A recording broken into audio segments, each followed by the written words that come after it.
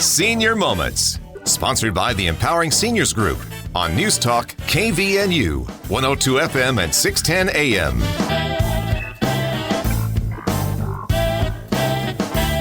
Good morning and welcome to the Senior Moment Show. My name is Bruce Lee and I am flying solo this morning as our only host. I'm going to excuse my co-host Sid Roeder and wish her well. She's doing some other things, and so she'll be back with us next week. And we have some wonderful, fun guests here. Whenever they come, it's always a good laugh for me. So I hope that all of our listeners enjoy them as well. But we have some representatives from BRAG, Bear River Association of Governments. So welcome to both of you. Thank you. Thanks. And we will introduce you here in just a second. But before we do that, I just want to let everybody know that this show is sponsored by the Empowering Seniors Group. And the Empowering Seniors Group is a group of professionals that was formed to help put this radio show on and get information out to all of you to help you to know what resources are available to you. We hope we're being educational in content. Actually, BRAG is part of the Empowering Seniors Group, so we appreciate them and their sponsorship to help us put this show on. If you'd like to learn more about the Empowering Seniors Group, you can check us out at empoweringseniors.info, or you can shoot us an email at empoweringseniorscv@gmail.com, and the CV is for Cache Valley, or give us a call, 435-512-6406, and tell us your thoughts. We'd love to know what things you'd be interested in hearing about and doing a show for that, and we appreciate the comments. And I don't think we've had any bad comments, but if you have one, we'd be interested in hearing it. We like good ones too, though, so feel free to call us. And that goes right to Sid, and I always appreciate her taking those phone calls, so please call her a lot, especially since she's not here today. Anyway, today we have two representatives from BRAG, Bear River Association of Governments, if you're not familiar with that. We have Melissa Lewis. She's a case manager with BRAG, and we'll talk more about that in just a second. And Deb Crowther. She is the Caregiver Program Coordinator with BRAG, and we'll talk more about that. Welcome again to the show, both of you. It's good to be here. It's really good to have you. I want to start with the thing that you maybe don't want to talk about, which is how long have you been at BRAG? So let's start with Melissa. Actually, before you do that, take a minute and introduce yourself and tell us about what you do there, and include how long you've been there. Okay. I'm a case manager. I'm a social service worker, so I'm an SSW. I also do the health insurance counseling. So if you have any Medicare questions, feel free to give us a call. And I have been working there for almost 28 years. Getting ready to retire in 2 years. 28 years. Deb? I'm Deborah Crowther, and I have done various things throughout my career at the Area Agency on Aging. So we're part of BRAG, but we're with the Bear River Area Agency on Aging. I've had the opportunity to be a long-term care ombudsman, and we advocate for individuals who are living in assisted livings or nursing homes. Chad Fairbanks is our current ombudsman, so if somebody has a concern, they can call the ombudsman and they'll advocate for their rights as a citizen. I've also had the opportunity to be, and I am, what they call a case manager when somebody comes on one of our in-home service programs where we can help provide them an individual if they need help with bathing or dressing. We contract with home health agencies, and the program pays for somebody to go in and help them and remain independent in their home. And as a case manager, it gives you the opportunity to help them plan, help meet their needs, find whatever resources that we can to help them be successful. Including the services the program pays for, but trying to enlisting the help of their family if we can involve them, and any other community resource that might be available to them. So it's our chance as a case manager just to plan and help people be successful. I've had the opportunity, too, of being a veteran service officer, and it's been one of the favorite things I've ever done. We got a grant back in 2013 through the Office of Rural Health from the VA healthcare system to find and connect older rural veterans to their benefits for people who served in the military or their surviving spouse. And one advantage we had as a veteran service officer is we can actually fill out the paperwork. We can do what they call a claim with them, we can enroll them in the VA healthcare system. We can help them navigate that system, help them, look at other resource and benefits. But not VSLs normally can't go into a home, but because we work for the Area Agency on Aging, we can do home visits. So if they can't come to us, we can come to them. That's been one of my favorite roles. And then also I have had the opportunity to work through the caregiver program, and we get funding through the Older Americans Act. And it's funding to help, instead of the person who needs help with bathing, dressing, it's the person who's providing that care for them. That could be their daughter, that could be their spouse. Sometimes it's even their neighbor or a member of their church, trying to help them do those tasks for them to keep them at home. And so we have a program that can pay for services on a short-term basis. Most of the programs have an income criteria. That one doesn't, but it's very short-term, but it's to help the caregiver figure out, oh, hey, it's good to have somebody else come in and help me. And we once again try to help them plan and find other resources and options. And the other part of that program is the support groups. We have several support groups. We have one called Caregiver Talking Points, the Caregiver Academy. Those are groups that are more of a educational group. There's a beginning and an end. And then Giselle Madrid at the Cash Senior Center, they have been offered the Caregiver Academy. And then we also have Dennis Wildman and Amy Anderson here at Sunshine Terrace offer a ongoing support group where they provide them information and a tool, but they try to give them coping skills. And the other one we do is called Dealing with Dementia, where it's a one-time workshop, and people are able to get a book, and it's supposed to be the encyclopedia of, okay, the individual I'm caring for doesn't want to bathe. Here's some strategies. How do I do that? So, Deb. Yes, sir. That was a lot. And as I'm listening to everything you just said, I'm thinking, oh my gosh, how would I ever be able to remember all the things that are there? We're going to try to unpack a little bit of that, but I'll just say that Bragg does so many different things. So as you listen to Deb talk about her experience and the different things that she's done down there, I hope that you felt like there's a lot of different things that are there. Maybe some apply to you as a listener, maybe not. But there's an event that's coming up on Wednesday of next week, which is what date? May 24th. The 24th. So the 24th of May on Wednesday from 9 until 5 down to the Cache County Fairgrounds at the, what is that building? Center. The Event Center. There's going to be a lot more information down there. So for people who maybe want to get more detail on what's available from Bragg, that will be a good place to get it. We are already coming up on our first break. And so as we go out, you probably need to know people who would want to go to that. And so if someone's interested, they could call you, Deb, and just let you know that they're coming? Yes, if they would please call me at 435-713-1462. I'll jot down that they would like to come, and happy to have them come and get this information. We'll share that number here again in just a second, but we're going to go to break and we'll be right back. This is Brian Erickson for the Sunshine Minute. Each day our nurses, CNAs, cooks and servers, housekeepers, laundry staff, music, recreation therapy teams, office staff, receptionists, and many more arrive around the clock. These heroes show up ready and willing to serve and protect our residents and clients. We are so grateful to our dedicated team.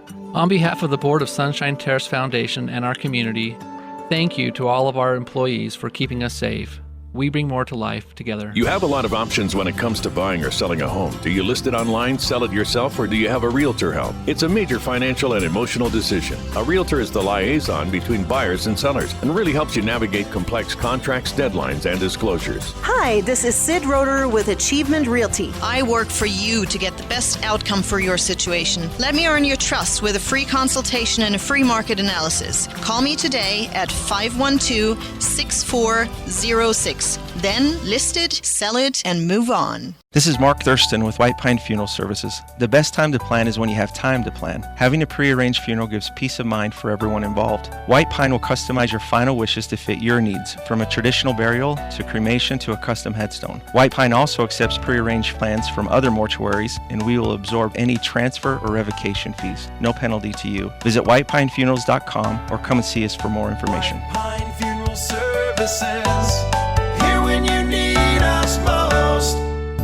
Reed's Pharmacy in Hiram offers free delivery service 5 days a week, Monday through Friday throughout the valley. Just stay home and they will deliver to you. With 25 different suppliers, they won't have the shortage that others might have.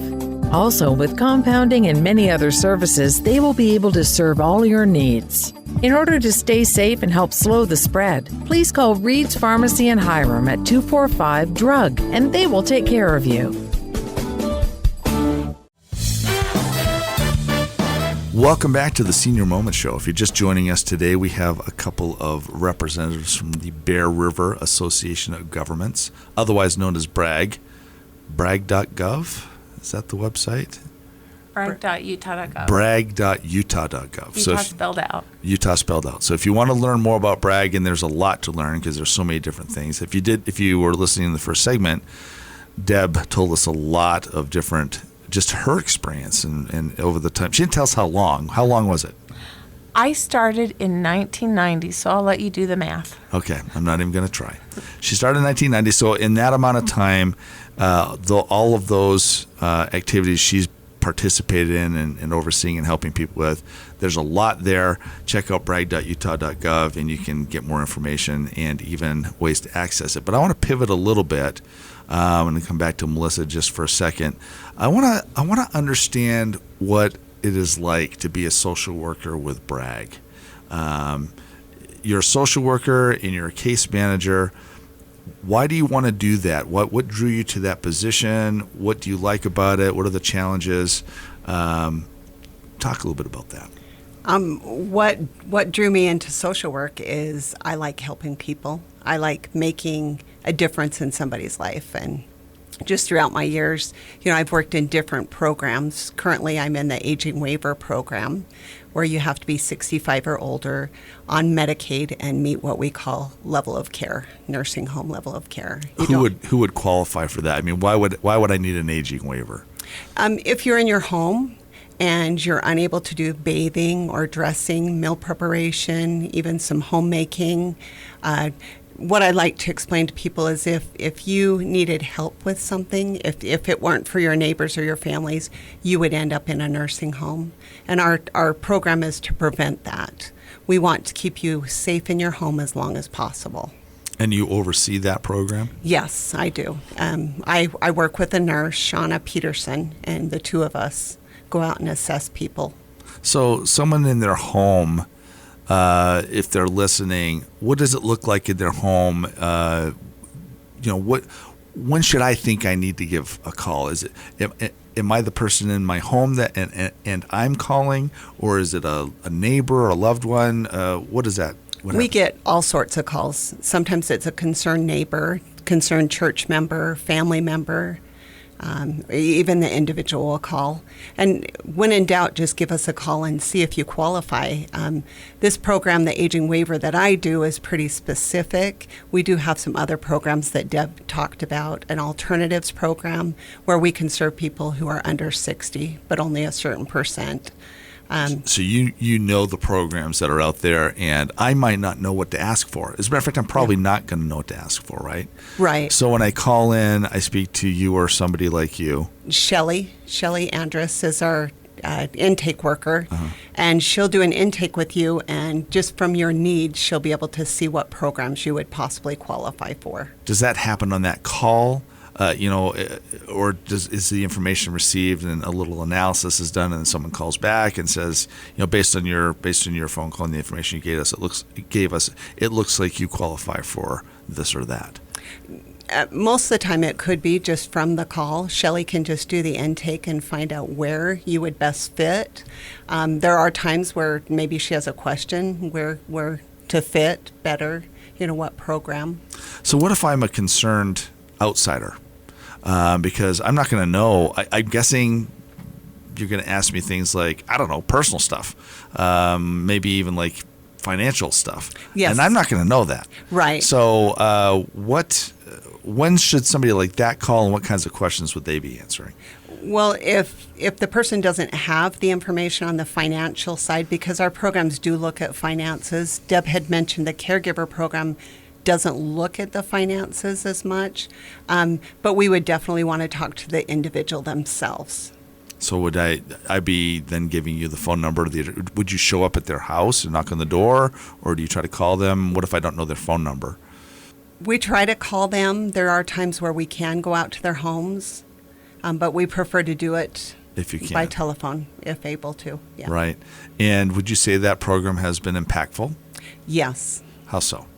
It's been amazing to see people who do not want to go into a nursing home or to the point where they can't care for themselves in their homes.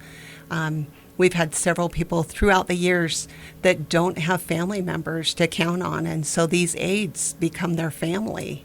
The aides can come in anywhere from 3 times a week, or even more if they need it, or less if they don't need it as often.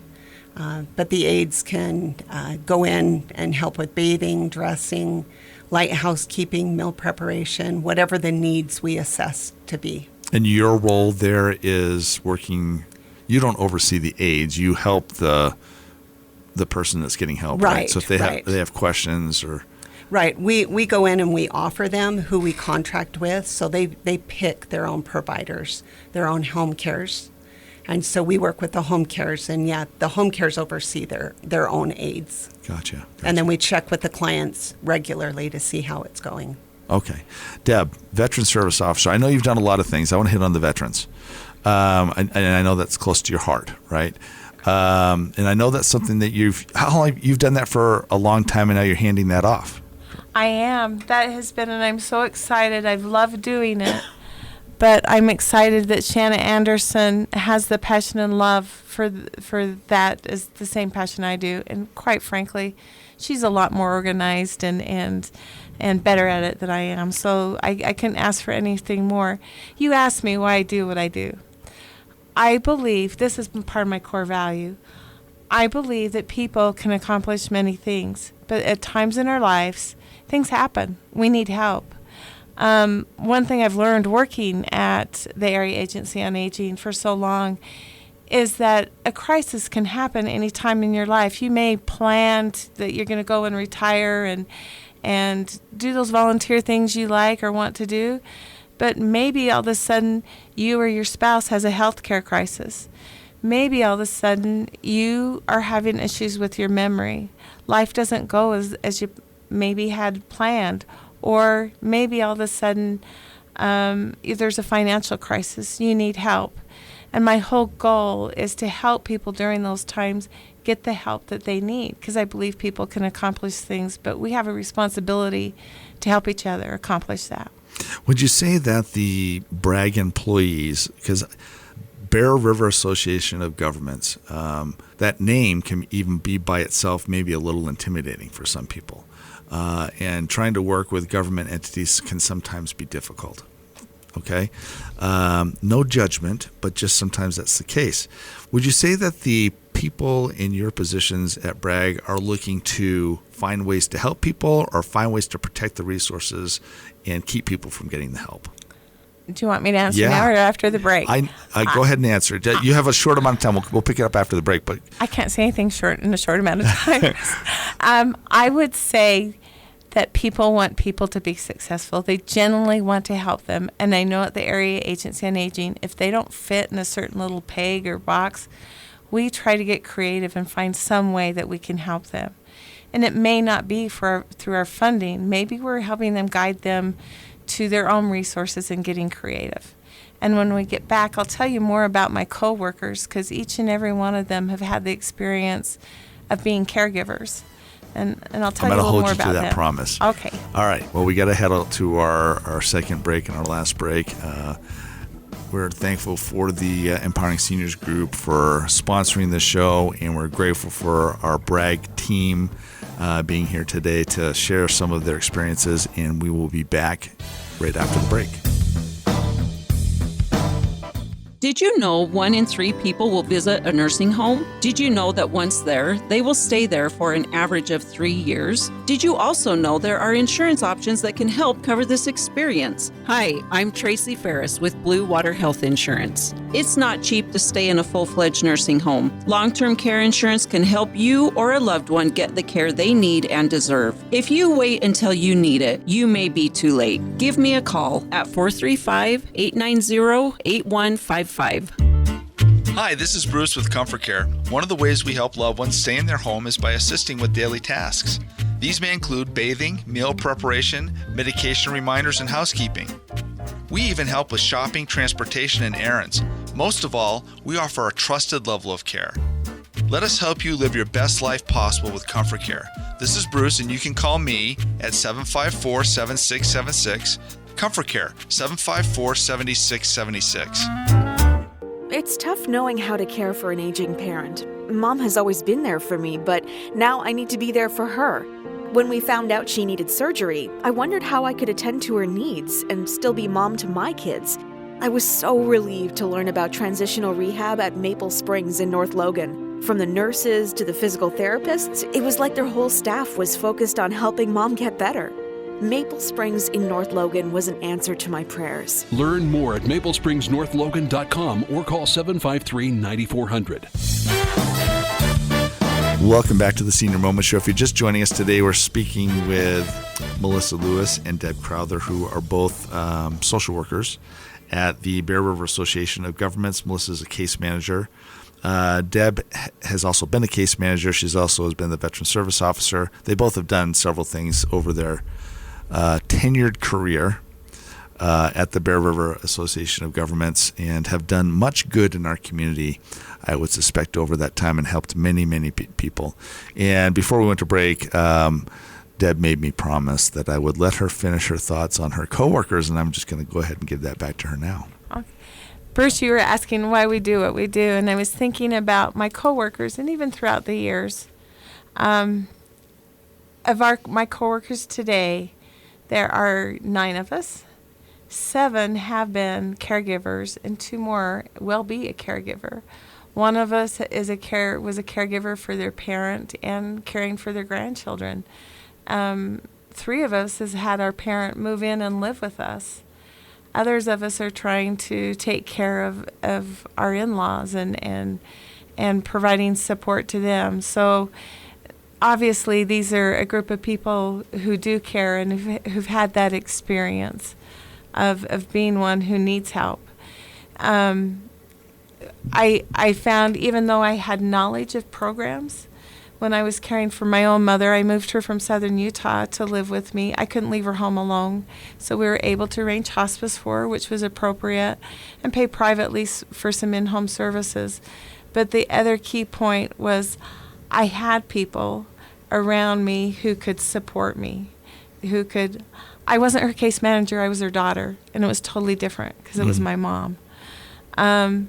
And it was nice to have those people who could support me, and that's what we try to do. I mentioned our support groups for caregivers. We try to put people together where they know, hey, somebody else is having these same experience. My loved one doesn't know my name anymore. How do I feel about that? What do I do with that? They don't know that I'm their wife that they've lived with for 30, 35 years. So that's another thing that we try to do, is make sure that those people who are their life changed unexpectedly, they're having to figure out, how do I bathe this person? How do I make sure they get their medications? And do I feel bad because I want to be away from them for a minute? You asked us earlier too, what's a success story? I had a group earlier today, and I was so proud of one of the caregivers. She said, you know what? I left for a day. I made sure everybody was taken care of. Which is a big deal. It is a big deal, and people feel guilty about doing it. They feel like they should do it all, but she actually shared, I felt good. just taking a day away. I knew they were safe, but it was a big deal, and it was a big leap of faith for her. Yeah. I think that it really goes to, again, I appreciate the comment that many of the people that are working there have had personal experience.